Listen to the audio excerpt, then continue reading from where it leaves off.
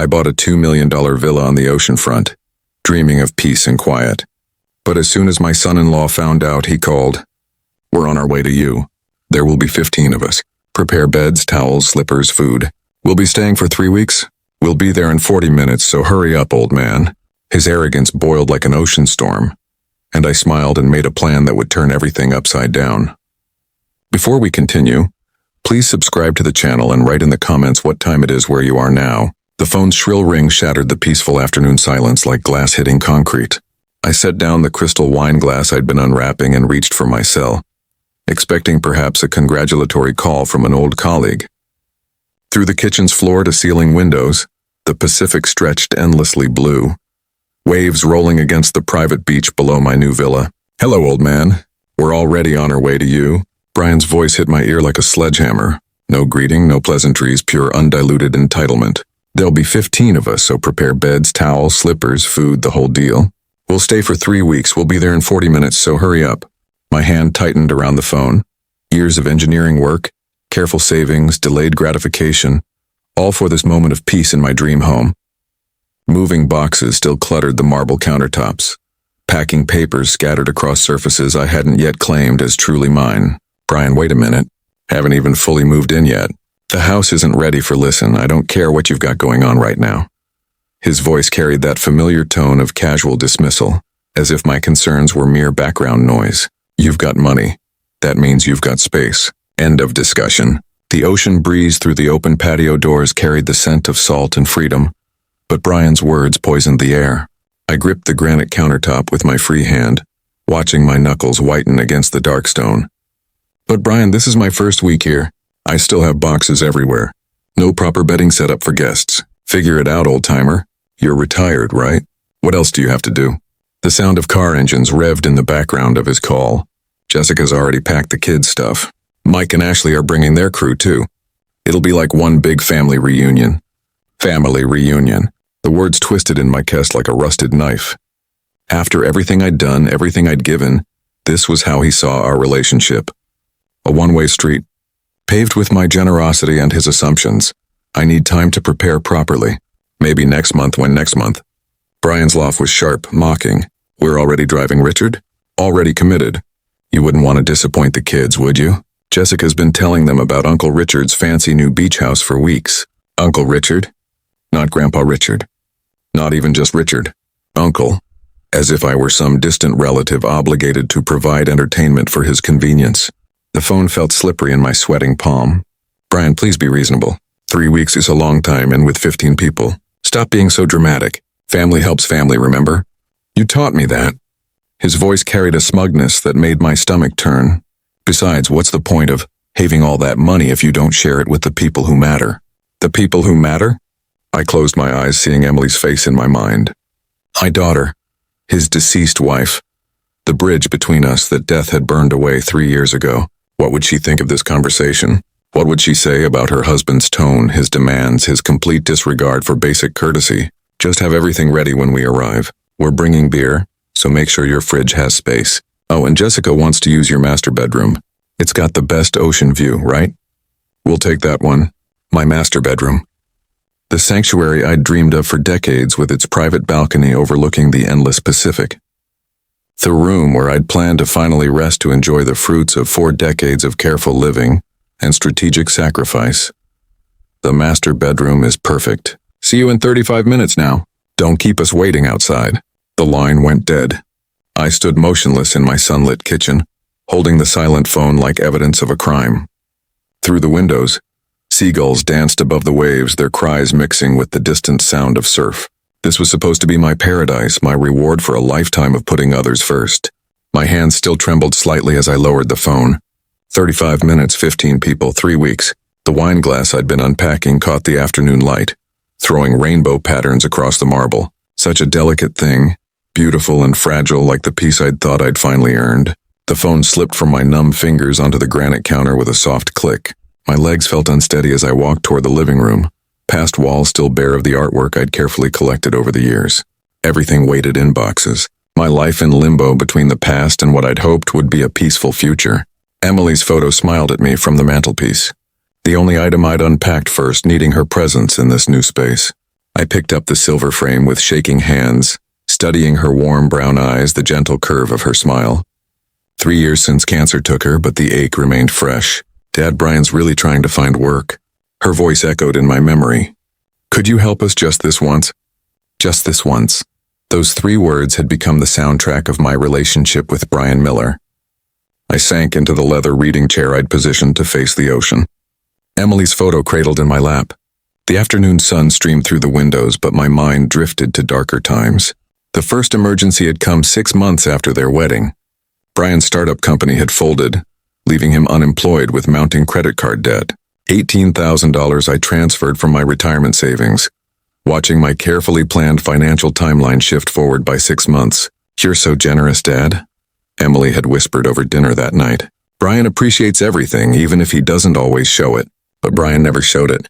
Not when I paid for his MBA program, $45,000 spread over 2 years. Not when I covered their mortgage down payment because his credit score couldn't secure a decent rate. $60,000 that time. Money I'd earmarked for my own dream house fund. I ran my fingers through my gray hair, remembering the pattern that had emerged. Every few months, another crisis. Emily's medical bills during her cancer treatment had been legitimate. $85,000 I'd gladly given to fight for her life. But even then, Brian had somehow made it about himself, complaining about the stress affecting his job performance. The ocean waves crashed rhythmically below, but I heard instead the sound of Brian's voice during Emily's funeral reception. At least now we won't have all these medical bills hanging over us. My stomach had turned that day, watching him network with mourers while I stood beside my daughter's casket. Even grief, it seemed, was just another opportunity for Brian to focus on his own convenience. After Emily died, I'd expected the request to stop. Surely Brian would find his footing, build his own stability. Instead, they intensified. Car repairs when his warranty expired. Property taxes he'd forgotten to budget for. Jessica's engagement ring upgrade because she deserved something special. I kept a mental tally, though I tried not to. $327,000 over 6 years. Enough to buy a decent house in most American cities. Enough to secure a comfortable retirement without the financial anxiety that still woke me at 3 a.m., despite my careful planning. Standing slowly, I placed Emily's photo back on the mantelpiece and walked to my study. The ocean view from this room had sold me on the house. Endless blue stretching to the horizon, promising peace and space to think. Instead, my reflection stared back from the window. An older man who'd spent 40 years building other people's dreams while his own gathered dust. The worst part wasn't the money. Money could be earned again, saved again, managed more carefully. The worst part was the gradual erosion of respect. The slow transformation from generous father-in-law to expected ATM. Brian's tone had shifted over the years from grateful to entitled, from requesting to demanding. Today's call crystallized everything. No discussion of my circumstances, my needs, my plans, just assumption and demands, wrapped in the thin veneer of family obligation. 15 people descending on my sanctuary like locusts consuming what I'd spent decades building. My hands drummed against the windowsill as anger built in my chest. A slow burning heat I'd suppressed for too long. Emily had always asked me to be patient. With Brian, to remember that people show love differently. But Emily was gone, and Brian's version of love looked suspiciously like exploitation. The sound of car engines in the distance pulled me from my thoughts. Faint, but growing louder. Multiple vehicles approaching up the winding coastal road that led to my villa. My 35 minutes of peace had evaporated faster than morning fog. I checked my watch. 3:15 p.m. Brian had made good time. Through the study window, I could see dust clouds rising from the private road that connected my property to the main highway. 4 vehicles, maybe 5, moving in convoy formation like an invasion force approaching a conquered territory. My jaw clenched as I watched them approach. This wasn't a family visit. This was a siege. Car doors slammed in rapid succession, the sounds echoing off the villa's stone fat like gunshots. I moved from the study window to the front entrance, watching through the side lights as 4 vehicles discouraged their passengers into my circular driveway. Brian's black SUV led the convoy, followed by 2 sedans, and a pickup truck loaded with coolers, beach equipment, and enough luggage for a month-long expedition. 15 people. Brian hadn't been exaggerating. The front door felt solid beneath my palm as I gripped the handle, steadying myself for what was coming. Through the decorative glass, I watched Brian emerge from his SUV like a general surveying conquered territory. Designer sunglasses despite the afternoon shadows, that cocky stride I'd grown to despise over the years. Jessica tumbled out of the passenger side, blonde hair whipping in the ocean breeze, immediately pulling out her phone to record everything. "Oh my gosh, you guys, look at this place." Her voice carried clearly across the driveway. "It's like a resort." I opened the door before they could ring the bell, hoping to maintain some semblance of control over the situation. The hope died instantly. "What's up, old man? How do you like our surprise?" Brian pushed past me into the foyer without waiting for an invitation, his eyes already scanning the interior like he was taking inventory. "Jessica, look. There's the hot tub I told you about." "Brian, I told you on the phone that I'm not ready for guests." But my words were lost in the chaos as the rest of the group streamed through my front door. A man I recognized as Mike, Brian's college roommate, let out a low whistle. Dude's got serious money. Why not share it with family, right? Ashley, Jessica's sister, pushed through, carrying 2 oversized suitcases. "This place is absolutely perfect for our vacation. The kids are going to love that pool." She gestured toward my infinity pool visible through the back windows. Kids. I hadn't heard anything about children on the phone. "Stop being so dramatic, Richard." Brian had already made it to the living room, his wet sandals leaving sandy footprints on my imported Italian marble. "Family helps family. You taught me that, remember?" More people flooded in, faces I didn't recognize mixing with others I'd met at Emily's funeral. Kevin, someone's boyfriend, carried a cooler full of beer like he was arriving at a college party. 2 women I'd never seen before were already discussing room assignments as if I weren't standing right there. "Excuse me," I called out, my voice barely audible over the growing den. "Could everyone please?" "Oh my gosh, you guys have to see this kitchen." Jessica had discovered the gourmet cooking space I'd spent months designing. She held her phone up, live streaming to her social media followers. "We're staying at my father-in-law's incredible beach house. Look at this view." Father-in-law. The title felt like sandpaper in my ears. Brian had never called me dad, even when Emily was alive. Always Richard, always maintaining that distance. But Jessica claimed the family connection when it suited her purposes. Someone had found my sound system and filled the house with thumping music.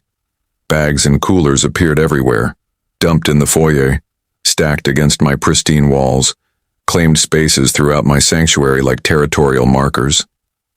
"Brian, we need to talk about this later, old-timer. Right now, we need to get everyone settled." He moved toward the hallway leading to the bedrooms, a parade of strangers following behind him. "Jessica and I'll take the master suite. Obviously, Mike and Tracy can have the guest room with the ocean view. Ashley, you and Kevin take the one with the balcony." I stepped in front of him, blocking access to the bedroom wing. "The master bedroom is off limits. That's my private space." Brian's laugh was sharp and dismissive. He placed a hand on my shoulder, not affectionately, but with the casual condescension of someone moving an obstacle. "Come on, Richard, don't be selfish. We drove 4 hours to get here. Jessica specifically wants the room with the best view for her morning yoga videos." The physical contact felt like a violation. I stepped back, but Brian simply pushed past me, leading his entourage down the hallway I'd walked alone for only 1 week. My hallway and my house purchased with my money and my dreams. "This is perfect," Jessica's voice echoed from my bedroom. "The lighting in here is amazing for content creation." Content creation. My master suite was becoming the backdrop for social media posts. In the living room, Mike had opened his beer cooler and was distributing drinks without asking permission. Ashley was rearranging my furniture to create better conversation areas. Someone's child, I hadn't even seen them arrive, was running around the pool deck in wet swimwear, leaving dark footprints on the limestone I'd spent a fortune importing from Portugal. The invasion was complete. In less than 10 minutes, my peaceful villa had been transformed into a crowded vacation rental, my careful organization destroyed by the casual chaos of entitled guests who saw my generosity as their right. I stood in my own foyer, feeling like a stranger, watching people I barely knew claim ownership of spaces I'd dreamed about for decades. The ocean view through my windows remained beautiful, but it now framed a scene of occupation rather than tranquility. Brian emerged from my bedroom grinning with satisfaction. This is going to be the best 3 weeks ever. Jessica's already planning a housewarming party for tomorrow night. Hope you don't mind. She invited a few more people from her yoga studio. A few more people. My jaw clenched so tightly I thought my teeth might crack. This wasn't a family visit. This was a hostile takeover, and I was being demoted from homeowner to unpaid staff in my own paradise. Jessica emerged from my master bathroom like she owned the place. A white towel wrapped around her wet hair. Water droplets marking a trail across my imported marble floors. She carried her designer suitcase with casual confidence, already planning where to arrange her belongings in my private sanctuary. Excuse me. I planted myself firmly in the bedroom doorway, arms crossed. This room is off limits. She paused, genuinely surprised by their assistance. Oh, come on, Rick. We talked about this already. The lighting in here is perfect for my morning routine videos. No. The word came out harder than I'd intended. Everyone needs to leave now. Jessica's blue eyes widened with practiced innocence. She shifted her suitcase to one hand and placed the other on her hip, a pose I recognized from her social media photos. Rick, honey, we're family. Why are you being so hostile? Behind her, Brian appeared in the hallway, drawn by the unexpected confrontation. His expression darkened when he saw me blocking access to what he'd already claimed as his territory. Richard, move aside. We've been driving for hours. This is my house. I stood my ground, my voice gaining strength with each word. I want all of you to leave immediately. Brian's laugh was sharp and dismissive. Your house? Really? Did you forget everything you owe our family? Hess stepped closer, invading my personal space with calculated intimidation. Did you forget who the real victim is here? The real victim. After $300,000, after 6 years of constant financial bleeding, after giving him my daughter's inheritance and my own retirement security, I was somehow the debtor in his twisted accounting. I don't owe you anything. My hands shook, but not with fear, with suppressed rage that had been building for years. This conversation is over. Jessica tried to squeeze past me with her suitcase, assuming my resistance was merely theatrical. I shifted to block her path completely, and she stumbled backward with a gasp of genuine shock. Rick, that's so rude. The commotion drew others from throughout the house. Mike appeared with a beer in his hand. Kevin close behind, carrying beach towels like trophies. Ashley emerged from the guest bathroom, her makeup half applied. Someone turned down the music and suddenly the entire group was watching our standoff. Dude, what's your problem? Mike's voice carried the casual arrogance of someone accustomed to getting his way. We're not hurting anything. You're trespassing. I looked around at their faces, seeing entitled confusion where there should have been embarrassment. All of you. Brian placed his hand on my shoulder with patronizing familiarity. Emily would be ashamed of how selfish you've become, old man. That contact, unwanted, presumptuous, designed to diminish me, triggered something fundamental. I jerked away from his touch with enough force to make him stumble backward. Don't you dare touch me. My voice carried a tone I'd never used before, one that made several people step back involuntarily. And don't you ever use my daughter's name to justify your greed. Jessica's lower lip began to tremble in a performance I'd seen countless times when she wanted something expensive. Daddy Rick, we just wanted to spend time with you. We thought you'd be happy to share your beautiful house with family. Daddy Rick, the nickname made my skin crawl. This woman who'd married my daughter's widower hour, who'd moved into the apartment I'd helped furnish, who'd worn Emily's jewelry to their wedding. She thought endearments would erase the audacity of her invasion. Happy? I looked around at the chaos they'd created in 30 minutes. You want me to be happy about strangers claiming my bedroom, ransacking my kitchen, treating my home like your personal resort? We're not strangers, Ashley protested, though I couldn't remember meeting her before today. We're Brian's friends. That makes us practically family. Practically family. The phrase that apparently granted unlimited access to my life, my resources, my peace. Brian sensed the mood shifting and tried to regain control. Look, Richard, I understand you're overwhelmed. Moving is stressful, but we're here now. We've made arrangements, and turning us away would create serious problems for everyone. The threat was subtle but unmistakable. Serious problems? For whom? For his friends who'd driven 4 hours expecting a free vacation. For Jessica, who'd promised her social media followers exclusive content from a luxury villa. For Brian, who'd painted himself as the generous family member providing his friends with access to his wealthy father-in-law's property.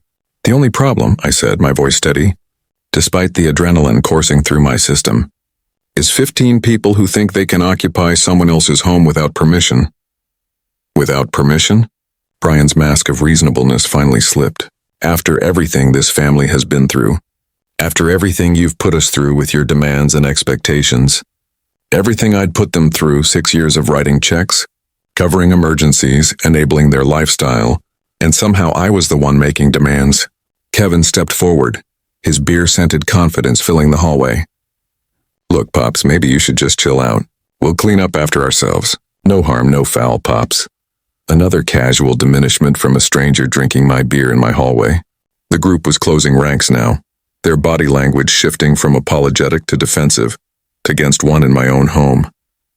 They'd spent their entire drive here, assuming I'd capitulate, planning their 3-week vacation around my expected surrender. Brian moved closer again, his voice dropping to the tone he'd always used when delivering ultimatums. Think carefully about your next move, Richard. Some decisions can't be undone. Some relationships can't be repaired once they're broken. There it was, the naked threat wrapped in concern for family harmony. Cross us and lose us forever. As if their presence in my life was a gift rather than a burden I'd carried for too long. I looked around at their faces, entitled, expectant, already calculating how to spin this story to make me the villain. In their minds, I was the unreasonable rich relative who'd forgotten his place in their hierarchy of need. But standing there in my own hallway, defending my own bedroom door, I finally understood something crucial. Some relationships were already broken. Some had never been real in the first place. The question wasn't whether I could afford to lose them. The question was whether I could afford to keep them. Brian's threat hung in the air like smoke from a house fire, toxic and impossible to ignore. 15 faces stared at me with varying degrees of hostility and confusion, waiting for my capitulation. They'd driven 4 hours expecting compliance, not confrontation. You're right about one thing, I said, stepping back from the bedroom doorway. Some decisions can't be undone. I turned and walked deliberately toward my study, fishing my phone from my pocket. Behind me, Jessica's voice rose in theatrical desperation. Where are you going? We need to talk about this like adults. Like adults. From a woman who'd spent the last hour photographing herself in my bathroom for social media content. Finally coming to his senses, I heard Brian mutter to Mike, probably calling his lawyer to change his will or something equally dramatic. The study door felt solid and reassuring as I closed it behind me, turning the lock with a satisfying click. This room was my sanctuary. Floor-to-ceiling bookshelves, my engineering texts, the massive oak desk where I'd planned my retirement finances. Through the window, the Pacific stretched endlessly, indifferent to human drama. I dialed 911. 911. What's your emergency? The operator's professional calm steadied my nerves. I need police assistance. There are people in my home who refuse to leave when asked. Sir, are you in immediate physical danger? Outside the study door, I could hear urgent whispers and the sound of footsteps. They were gathering, planning their next approach. Not yet, but they're refusing to leave my property after being told multiple times. Can you verify that this is your legal residence, sir? Yes, I'm the homeowner purchased last month. I can provide documentation. The title papers sat in my desk drawer. Official proof of ownership that felt suddenly precious. Heavy knocking erupted on the study door. Richard? Brian's voice carried forced joviality. Come on out. Let's discuss this reasonably. Sir, how many individuals are involved? The operator's questions followed standard protocol, each one reinforcing that I had legal standing here. 15 people.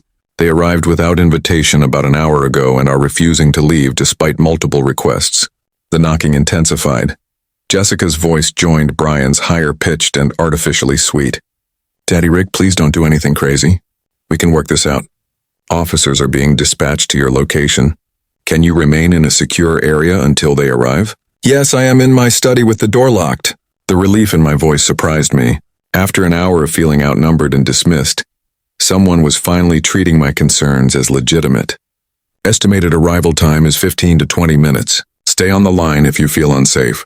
Through the door, I could hear the group's whispered conference growing agitated. Someone, Ashley, I thought, suggested they should just leave before this gets crazy. But Brian's voice cut through the uncertainty with his usual arrogance. He's bluffing. Richard doesn't have the backbone for this. He'll come out in 5 minutes and apologize. The backbone. After 40 years of engineering work, after building a career that provided for everyone around me, after sacrificing my own dreams repeatedly for others' comfort, he questioned my backbone. Thank you, officer. The police are on their way. I ended the call and sat back in my leather chair, feeling calmer than I had all day. The pounding on the door escalated from knocking to serious hammering. Open this door right now. Brian's mask of civility had finally dropped completely. This is family business, not a police matter. But it wasn't family business. Family doesn't invade. Family doesn't ignore clear boundaries. Family doesn't threaten consequences when their exploitation is challenged. Richard, please. Jessica's voice cracked with what might have been genuine emotion. How can you do this to us? We trusted you. They trusted me to provide unlimited access to my resources, to absorb their problems without complaint, to remain grateful for the privilege of being used. Mike's voice joined the chorus outside.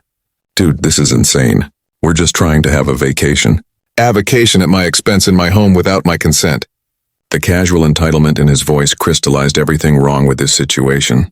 Through the study window, I watched seagulls wheel over the waves, free and unconstrained. For 40 years, I'd been the provider, the problem solver, the reliable source of solutions for everyone else's crisis. When had I become the villain for wanting peace in my own home?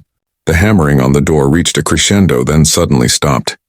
Urgent whispers replaced the pounding. They'd realized their tactical error. Making threats and demands while I called police wasn't enhancing their position. Richard. Brian's voice had shifted to wounded innocence. We just want to understand what's wrong. Why are you so angry with us? What's wrong? 6 years of financial exploitation, an hour of home invasion, 15 strangers claiming my bedroom, drinking my beer, planning my social calendar. The question itself proved how little he understood about basic human decency. My phone buzzed with text messages. Brian had apparently decided on parallel pressure campaigns. Emily would want us to be together as a family. You're destroying relationships that can never be rebuilt. Think about what you're doing to innocent people who just wanted to spend time with you. Innocent people. I deleted the messages without reading the rest. Footsteps moved away from the door as the group retreated to plan their next move. Through the thin walls, I could hear heated arguments. Some wanted to leave immediately. Others insisted on standing their ground. Jessica was crying again, but this time it sounded less theatrical. 15 minutes. The police would arrive in 15 minutes, and this nightmare would end. I'd spent decades avoiding confrontation, smoothing over problems, writing checks to make difficulties disappear. Today, for the first time, I'd called for backup instead of capitulating. The sensation was both terrifying and liberating. Outside, Karenjin started. Some of the group was cutting their losses, unwilling to face police questioning about their vacation plans, but heavier footsteps remained in the hallway.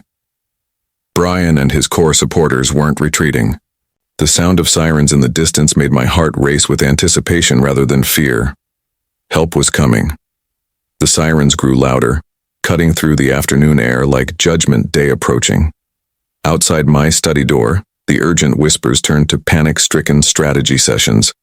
Footsteps scattered in multiple directions as reality finally penetrated their bubble of entitlement. Everyone, just stay calm. Brian's voice carried forced authority, but I could hear the strain underneath. Let me handle this. It's just a misunderstanding. A misunderstanding. 15 uninvited guests. Refusing to leave someone's home wasn't a misunderstanding. It was trespassing. But Brian's entire worldview required casting himself as the reasonable party in every conflict. The doorbell rang with official authority. Not the casual finger tap of social visitors, but the sustained professional pressure of law enforcement. Through my study walls, I heard the scramble of people trying to appear casual, cleaning up beer bottles and hiding evidence of their invasion. I unlocked my study door and emerged to find the group arranged in the living room like they were hosting an intervention. Brian had positioned himself near the front door, preparing to control the narrative. Jessica sat on my sofa with red-rimmed eyes, clutching tissues like props in her performance. Good evening, officers. Brian opened the door with practice charm. I'm afraid there's been a family misunderstanding. My father-in-law seems to be having some kind of episode. An episode? Of course I was the problem, not the 15 people who'd invaded my home. 2 officers entered, a senior man with gray temples, who introduced himself as Officer Johnson, and a younger woman, Officer Martinez. Their presence immediately shifted the room's dynamic. Suddenly, Brian's swagger seemed forced. Jessica's tears looked theatrical, and the group's casual appropriation of my space felt obviously wrong. "Sir, are you the homeowner who called about trespassing?" Officer Johnson addressed me directly, his tone professional but sympathetic. "Yes, I'm Richard Clark. This is my property." I pulled the deed from my study, hands steady despite the adrenaline. These people arrived without invitation and refused to leave. Officer Martinez scanned the room, taking in the scattered luggage, empty beer bottles, and general chaos. "How many individuals are we talking about?" 15 when they arrived. Some may have left when they heard the sirens. Brian stepped forward with his most reasonable expression. "Officers, this is clearly a family dispute. Richard's been under stress since moving, and I think he's just overwhelmed by having visitors. Sir, family relationship doesn't override property rights." Officer Johnson replied, examining my deed. "The homeowner has the legal authority to determine who stays on his property." The simple statement hit the room like a physical blow. For the first time all day, someone in authority had confirmed what I'd been saying. This was my house and my decision. Jessica looked genuinely shocked. "But we're family. Doesn't that mean anything?" Officer Martinez's expression remained neutral. "Ma'am, family status doesn't grant automatic access to someone else's property without permission." "Permission?" Brian's voice rose despite his attempt to stay controlled. "He's been planning this villa as a family gathering place for months. We just assumed. You assumed wrong." Officer Johnson cut him off. "Mr. Clark, do you want these individuals removed from your property?" The question hung in the air like a sword waiting to fall. 15 faces stared at me, some angry, some pleading, all finally understanding that their assumptions had been legally meaningless. "Yes," I said clearly. "We want them all to leave immediately." The words felt like lifting a weight I'd carried for years.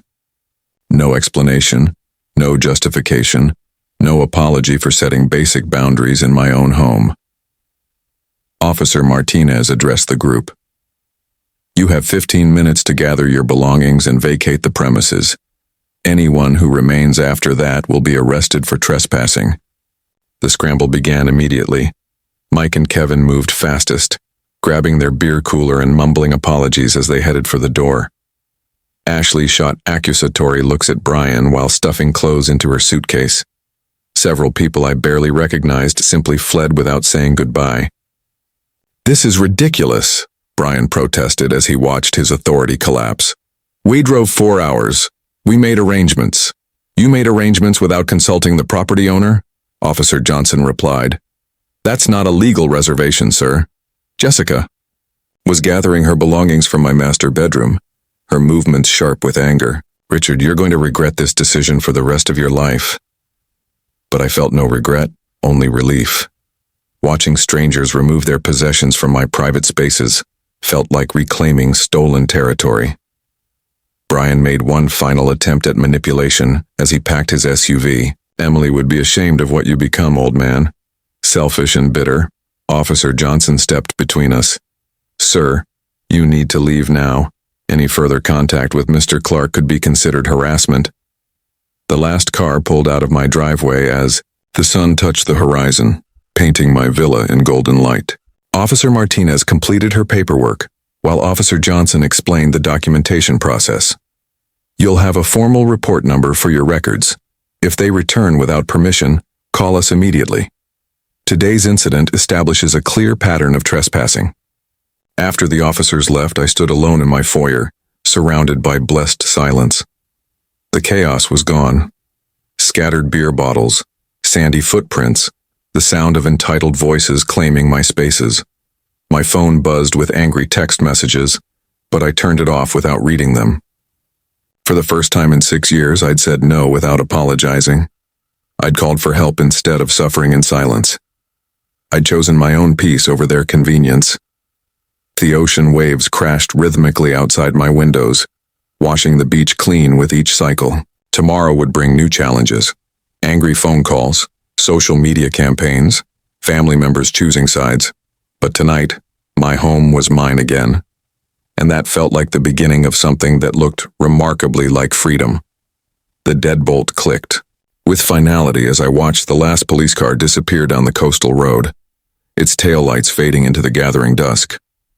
The incident report crinkled in my grip, official documentation that I'd been right, that my home was mine to control.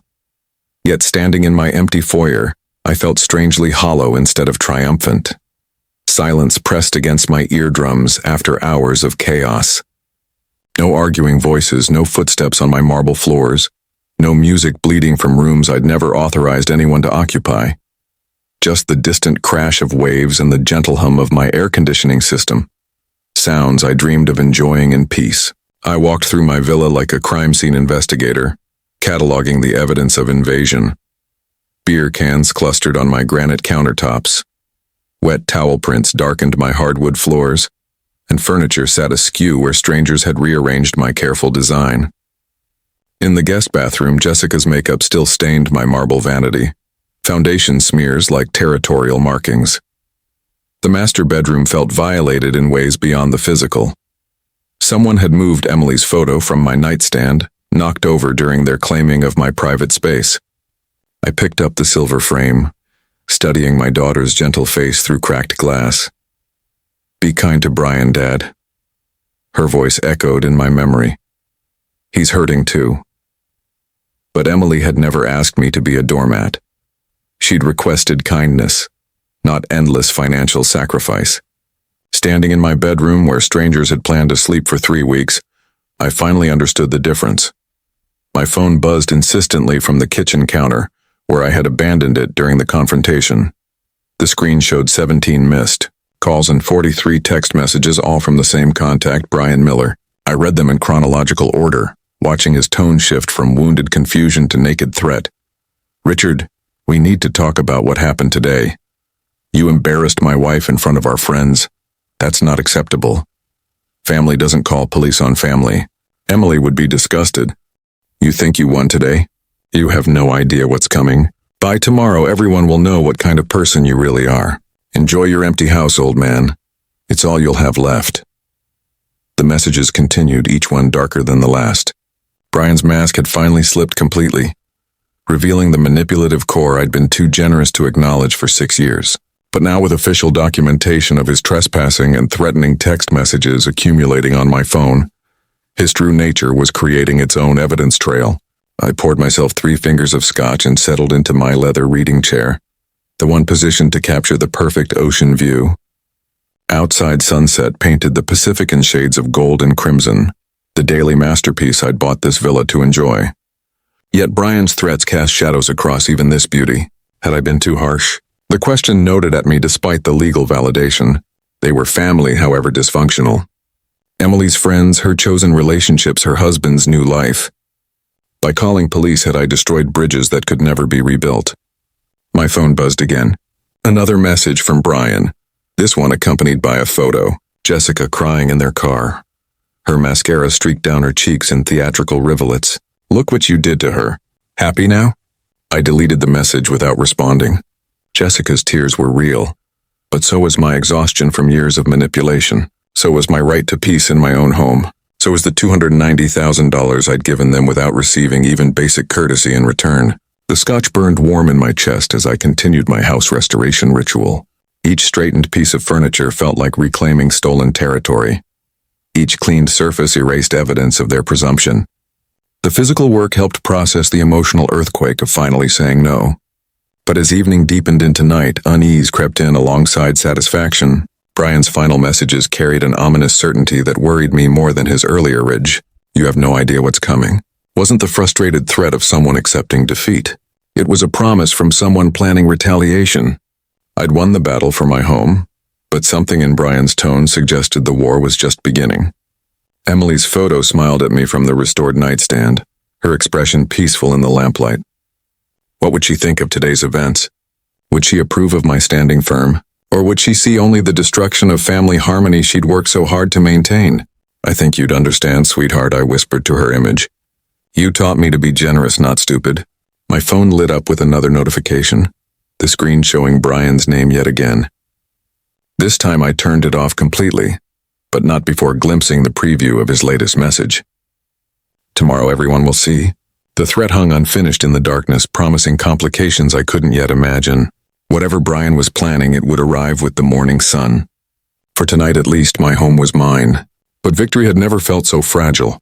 Sunlight streamed through my kitchen windows as I reached for my silent phone to check the time. 8:47 a.m. I'd slept poorly, Brian's threats echoing through restless dreams. The device felt warm in my palm, its screen lighting up with a cascade of notifications that made my stomach drop. 47 alerts from Facebook, Instagram, and text messages. My email showed dozens of new messages from people I hadn't heard from in years. Something had happened overnight. Something significant enough to wake my entire social network. I opened Facebook first, immediately finding Brian's post at the top of my feed. The words hit like a physical blow. My father-in-law kicked his own family out of his house yesterday. Called the police on us like we were criminals. Money really does change people. My late wife Emily would be heartbroken to see what her father has become.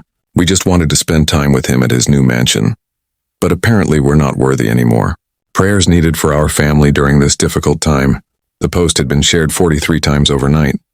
Comments poured down the screen like accusations. Heartbreaking. Can't believe someone would treat family this way. Money corrupts. Poor Jessica and the kids. Kids. There had been no children, yesterday. But Brian's narrative was already growing more tragic in the retelling. Jessica had posted a video testimonial filmed in their car with red-rimmed eyes and trembling voice. I just can't understand how someone who used to love us could turn so cold. We brought friends to meet him, to share in his success, and he treated us like strangers. Emily used to say her dad was the most generous man alive. I guess she never saw this side of him. My hands shook as I scrolled through the responses. Old neighbors from my previous house, colleagues from my engineering firm, even Emily's college friends, all expressing shock and disappointment. The narrative was simple, compelling, and completely false, but Brian had presented it first, claiming the moral high ground before I even knew a war had started. I tried commenting on his post, fingers clumsy on the small keyboard. This is one-sided. Brian brought 15 people to my house without invitation or permission. When asked to leave, they refused. I had every right. But my comment looked defensive against Brian's emotional appeal. Within minutes, replies appeared. Classic gaslighting, Richard. Why are you trying to justify abandoning family? 15 people? That sounds exaggerated. Brian's response came quickly. See how he's trying to rewrite history? This is exactly the kind of manipulation Emily used to complain about in private. Emily complaining about me in private. The lie was so audacious, so calculating that it took my breath away, but people were believing it, sharing it, adding their own interpretations and outrage. Ashley had shared the post with her commentary. Disgusting behavior from someone who should know better. Jessica's like a daughter to me, and seeing her treated this way makes me sick. Mike added. We drove 4 hours just to spend time with family. Got treated like criminals for wanting to use his pool. Rich people problems, I guess. A pool party. That's what they were calling their invasion now. A simple request to use family facilities. Cruelly denied by a bitter old man with more money than heart. I moved to the kitchen table, coffee growing cold as I read comment after comment. People I'd known for decades were questioning my character, based on Brian's carefully crafted soba story. Former neighbors expressed disappointment. Emily's friends spoke of feeling deceived about my true nature. Margaret Chen, Emily's closest college friend, had written, Richard, I'm shocked. This doesn't sound like the man Emily described. What happened to you? I tried responding privately. Margaret, there's much more to this story. Brian brought 15 people to my house without asking, claimed my master bedroom and refused to leave when I asked them to. The police confirmed I had every right to remove them. Her reply came within an hour. I find it hard to believe Emily's husband would lie about something like this. Maybe you should look at your own behavior instead of blaming others. The realization hit me like cold water. Brian had weaponized Emily's memory and their shared grief. He was the suffering widower hour, the devoted husband still mourning my daughter 3 years later. I was the wealthy father-in-law who'd abandoned him in his time of need, choosing money over family bonds. Every attempt to defend myself made me look worse. Social media rewarded emotional authenticity over factual accuracy, and Brian's tearful narrative was perfectly calibrated for viral sympathy.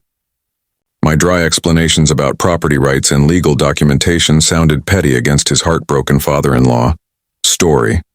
By noon, the post had been shared 87 times. Local news pages were picking it up as a human interest story about family dysfunction in wealthy communities.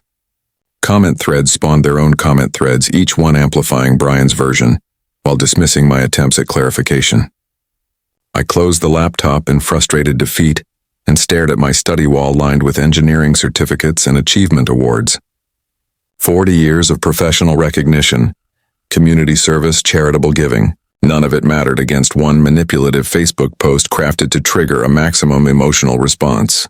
My college diploma hung in its place of honor, the engineering degree that had taught me systematic problem solving and evidence-based analysis.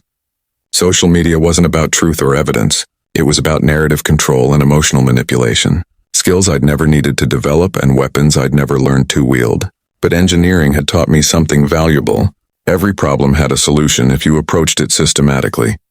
Brian might have won the first round with superior social media strategy, but this war would ultimately be decided by facts, documentation, and legal reality.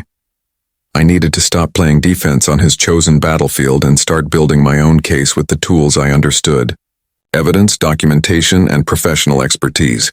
The question was whether I could assemble a defense faster than his lies could spread. I turned away from the computer screen and faced my wall of professional achievements. Engineering degrees, project awards, 40 years of systematic problem solving, represented in frames and certificates. Brian might understand social media manipulation, but I understood something more fundamental: how to break complex problems into manageable components and solve them methodically. This was just another engineering challenge. Brian had created a structural weakness in his narrative by building it on lies. My job was to find that weakness and exploit it with evidence. I opened my filing cabinet with deliberate precision, retrieving the folder labeled Family Financial Assistance, a habit from my engineering days of documenting everything. Inside, bank statements, canceled checks, and transfer receipts told the real story in black and white numbers. Spreading the documents across my desk chronologically, I began calculating MBA tuition payments, $45,000 over 2 years, wedding expenses, $30,000 in a single month, house down payment, $60,000 when Brian's credit couldn't secure decent terms, Emily's medical bills during her cancer treatment, $85,000 in documented payments to hospitals and specialists, car payments, credit card bailouts, emergency loans that never got repaid. The total reached $290,000 in 6 years of systematic financial support. Not gifts given freely among equals, but an escalating pattern of demands backed by family guilt and Emily's illness. Every payment had a date, amount, and bank record. Brian had forgotten he was dealing with an engineer who documented everything for tax and estate planning purposes. High's emotional Facebook narrative would crumble against this mountain of financial evidence. I picked up my phone and dialed Howard Brennan, my estate attorney since Emily's death. We'd worked together on my will, trust arrangements, and property purchases. A professional relationship built on mutual respect and careful documentation. Howard, it's Richard Clark. I need advice about family financial gifts that have become complicated. Richard, good to hear from you. What kind of complications are we talking about? My son-in-law has been posting false information about me on social media claiming I abandoned the family. But I have documentation showing nearly $300,000 in financial support over 6 years. No loan agreements, no repayment schedules. I treated them as gifts. Now I'm wondering about legal options. Howard's pause was thoughtful. The distinction between gifts and loans can be legally significant, Richard. Without written agreements, debt recovery is difficult. But there are options. Detrimental reliance, unjust enrichment, several theories we could explore. Do you have comprehensive documentation? Bank records for everything. Dates, amounts, purposes. I can show the pattern of increasing demands and his lifestyle beyond any legitimate income source. Excellent. This kind of systematic exploitation might fall under elder financial abuse statutes, especially given the pattern and amounts involved. Let's meet Monday morning, bring everything you have. I scheduled the appointment and returned to my document analysis, creating a detailed spreadsheet that revealed the true scope of Brian's financial dependence. His social media posts complained about money problems, while my bank records showed steady payments supporting his lifestyle. The contradiction was damning.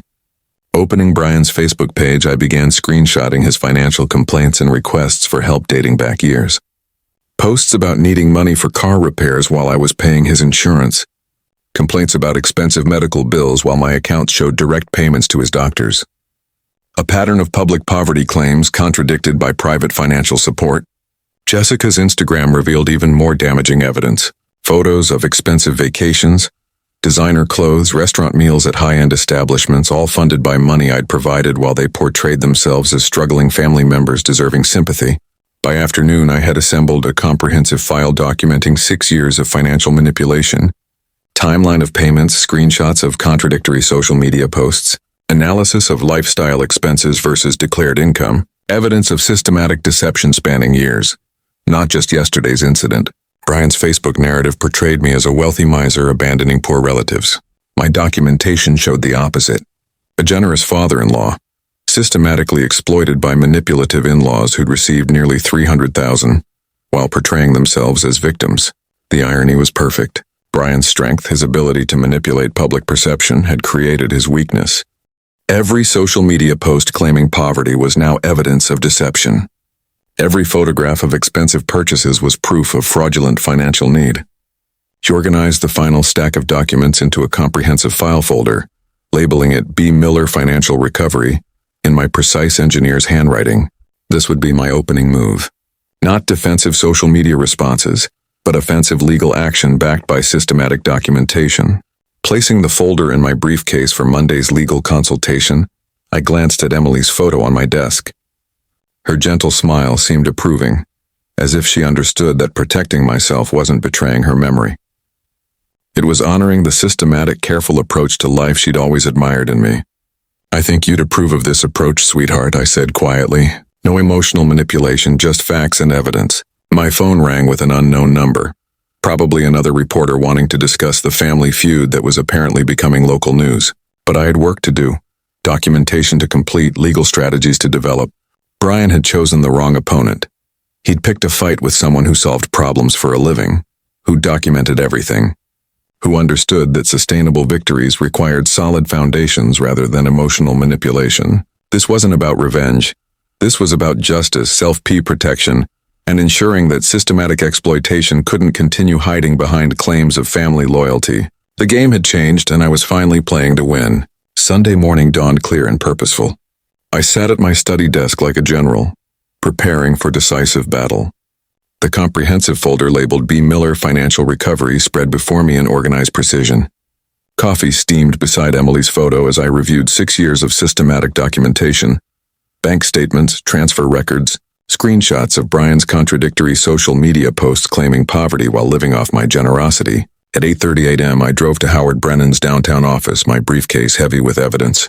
The attorney had agreed to an emergency Sunday consultation after I'd explained the urgency.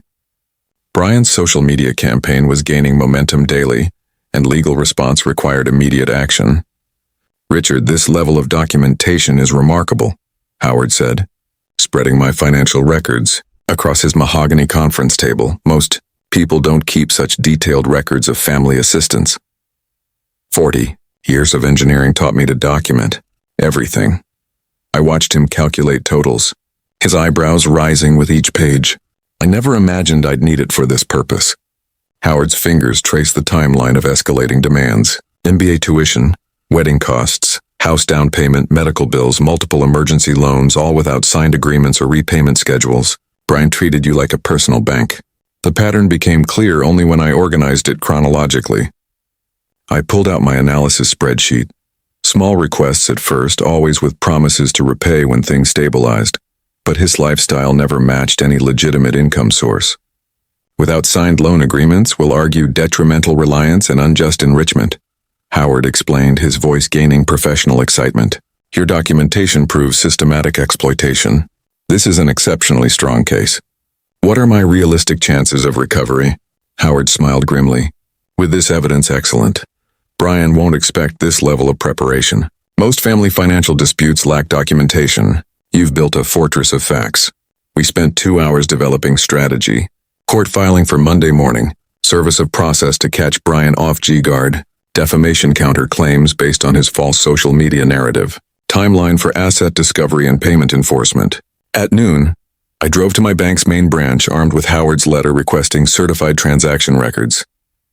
The branch manager, Patricia Williams, personally handled my sensitive request, understanding the legal implications of comprehensive financial documentation.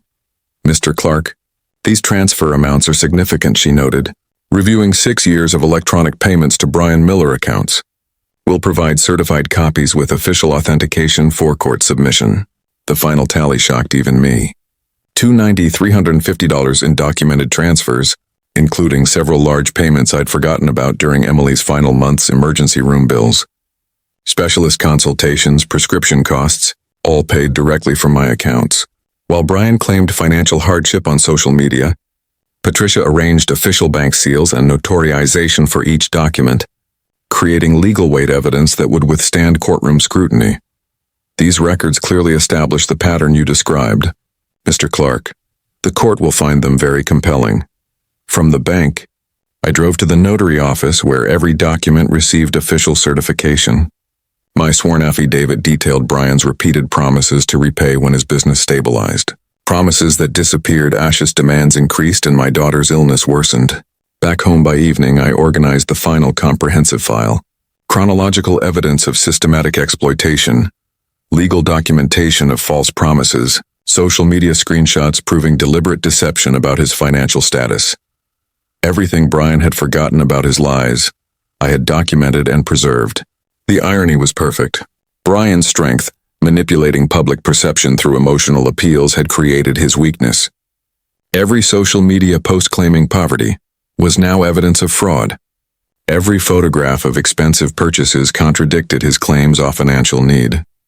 I placed the completed legal file in my briefcase, setting my phone alarm for early courthouse arrival. This wasn't about revenge or anger anymore. This was about justice, accountability, and protecting myself from future exploitation through proper legal channels. Looking at Emily's photo on my desk, I spoke quietly to her gentle smile. Tomorrow I fight back properly, sweetheart, the way you taught me, with integrity and preparation. My phone buzzed with another hostile message from Brian. Still waiting for your apology, old man. Family doesn't treat family this way. But Brian had no idea what was coming. While he'd been playing social media games, I'd been building an unassailable legal fortress.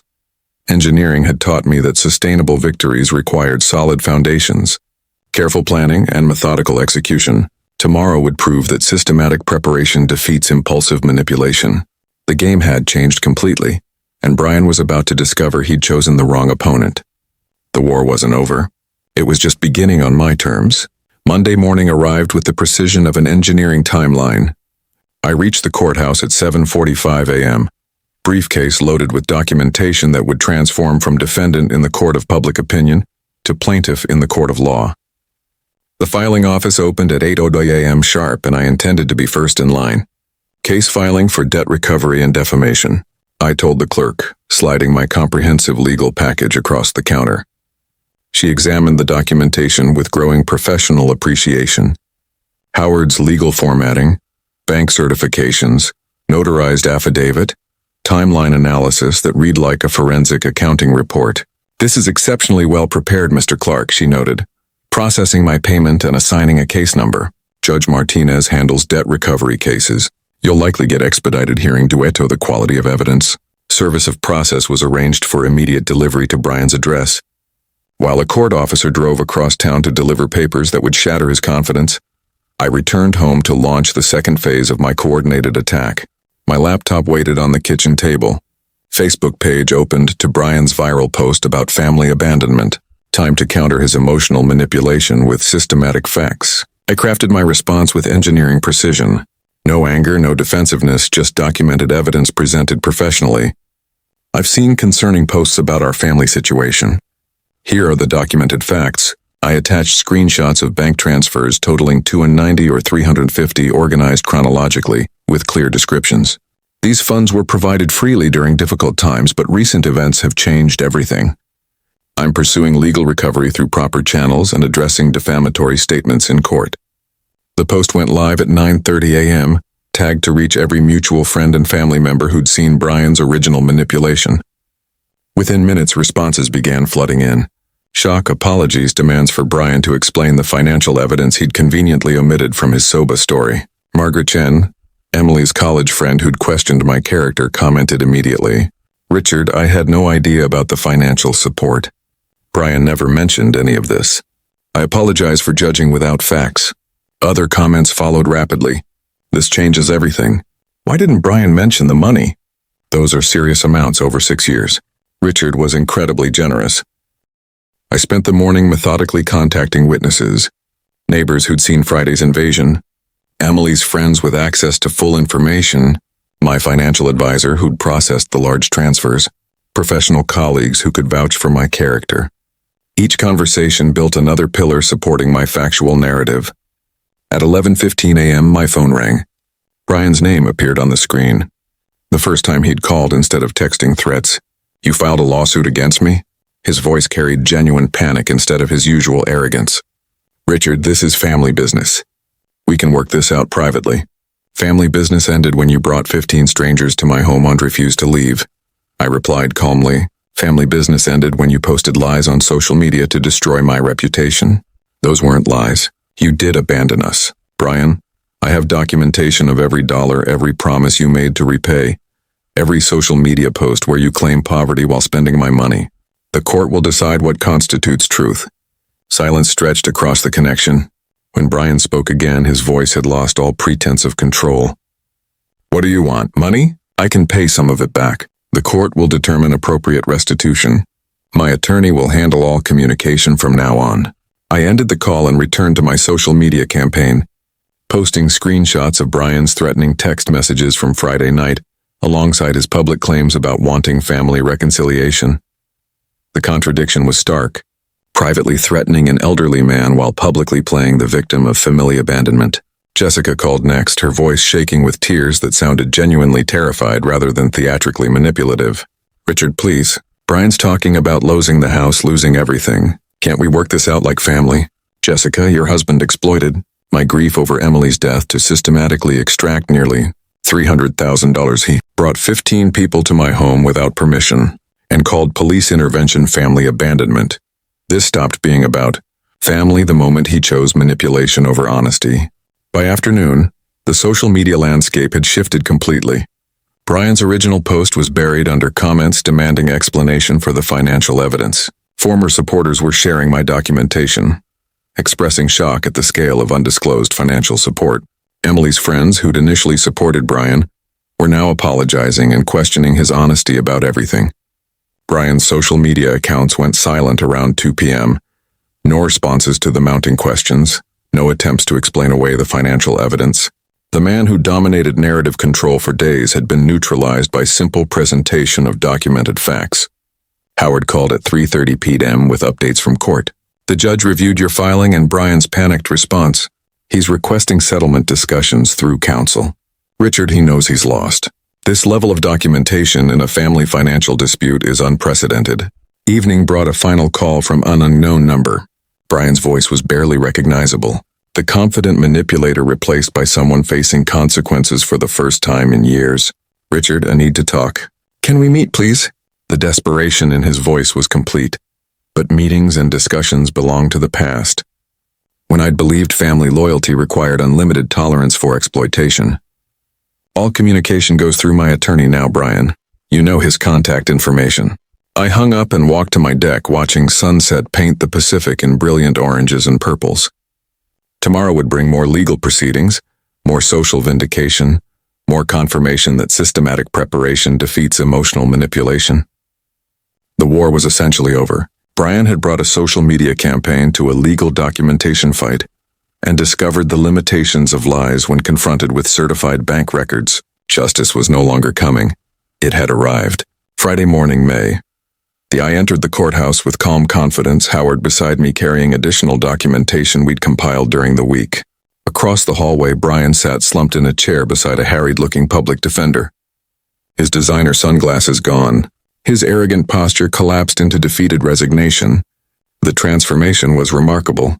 5 days ago, he'd controlled the narrative, commanded social media sympathy and treated my home like conquered territory. Now he looked like what he'd always been beneath the manipulation. A middle-aged man who'd built his lifestyle on someone else's generosity and faced consequences for the first time in his adult life. Judge Martinez reviewed the case file with methodical attention. Mr. Clark, your documentation is extraordinarily comprehensive. Mr. Miller, your counsel indicates you wish to avoid trial through settlement discussion. Brian's attorney, clearly working with limited resources and overwhelming evidence, attempted a weak defense. Your Honor, my client maintains these were family gifts given freely during times of mutual grief and support. Counselor, Judge Martinez replied, holding up screenshots of Brian's social media posts. Your client's own statements contradict that position. Here he claims financial hardship while bank records show systematic support from the plaintiff. Here he promises repayment when business stabilizes, then later claims gifts were unconditional. Howard presented our timeline analysis. 6 years of escalating demands, promises of repayment, lifestyle maintenance through Richard's funding while publicly claiming poverty. The pattern was undeniable when displayed chronologically. Furthermore, the judge continued, the defamatory social media campaign attempted to destroy Mr. Clark's reputation through deliberate omission of material facts. This constitutes both unjust enrichment and defamation. Brian's attorney requested a recess to consult with his client. 20 minutes later, they returned with a settlement proposal. $150,000 art restitution over 3 years, public retraction of social media statements, and cessation of all defamatory communication. Mr. Clark, Judge Martinez asked, do you find this proposal acceptable? I looked at Brian's defeated face, remembering Emily's gentle voice asking me to be kind to Brian. Dad, he's hurting too. But Emily had never asked me to be a doormat. She'd requested kindness, not unlimited financial exploitation. I accept the settlement, Your Honor. Justice doesn't require destroying someone, just holding them accountable. The judge entered the agreement into official record. Brian would have 30 days to begin payments or face asset seizure. His required public retraction would be posted to all social media platforms where he'd spread his false narrative. Walking out of the courthouse, I felt Emily's presence more clearly than I had since her death. Not the manipulated memory Brian had weaponized, but her genuine spirit, generous but wise, kind but not naive, loving but protective of those she cared about. Back at my villa, I posted the court decision to social media with dignity rather than vindictiveness. Our family legal matter has been resolved through proper channels. I'm grateful for everyone's support and look forward to moving forward with renewed appreciation for honest relationships. The response was overwhelming. Emily's friends expressed relief that justice had been served. Former supporters of Brian apologized for believing incomplete information. Even some of his Friday companions messaged privately, admitting they'd felt uncomfortable with the invasion, but hadn't spoken up. Brian's required public retraction appeared that evening, a brief legally mandated acknowledgement that his previous post contained inaccurate and incomplete information about our family situation. His social media presence, once commanding and manipulative, was reduced to court-ordered damage control. Evening brought a phone call from my nephew David, Emily's cousin whom I hadn't heard from in months. Uncle Richard, I saw the news about everything that happened. I wanted to call and say, well, I always wondered how Brian afforded his lifestyle. I'm sorry you went through this, but I'm glad you stood up for yourself. Thank you, David, and you're always welcome to visit with proper invitation and discussion of dates that work for both of us. His laugh was warm and genuine. That sounds perfect. How about next weekend? I'd love to see your new place. I checked my calendar, noting the simple pleasure of being asked rather than commanded, consulted rather than invaded. Next weekend works beautifully. I'll prepare the guest room properly. A sunset painted my deck in golden light. I sat with a glass of wine and watched peaceful waves roll endlessly toward shore. My phone stayed silent. No threatening messages, no manipulative demands, no false family emergencies requiring immediate financial response. The villa felt truly mine for the first time since I'd purchased it. Not just legally mine through property deed, but emotionally mine through boundaries properly established and maintained. My generosity hadn't been destroyed by setting limits. It had been refined, focused toward relationships built on mutual respect rather than exploitation. Emily's photo smiled from the side table, and I raised my wine glass toward her gentle image. I think you'd approve, sweetheart. I learned the difference between being generous and being taken advantage of.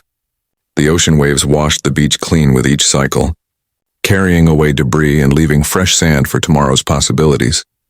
6 years of systematic exploitation had ended, not through anger or revenge, but through systematic preparation, legal process, and the simple recognition that kindness requires wisdom. Brian would make his payments, rebuild his life through honest work, and hopefully learn that relationships require reciprocity rather than manipulation. I would enjoy my earned retirement, welcome genuine family visits, and maintain the generous spirit Emily had loved, tempered now with the boundaries that made generosity sustainable. Justice had been served, peace had been restored, and for the first time in years I looked forward to tomorrow with uncompromised hope. If you like this story, please like this video, subscribe to the channel, and share your impressions of this story in the comments. To listen to the next story, click on the box on the left. Thank you for watching.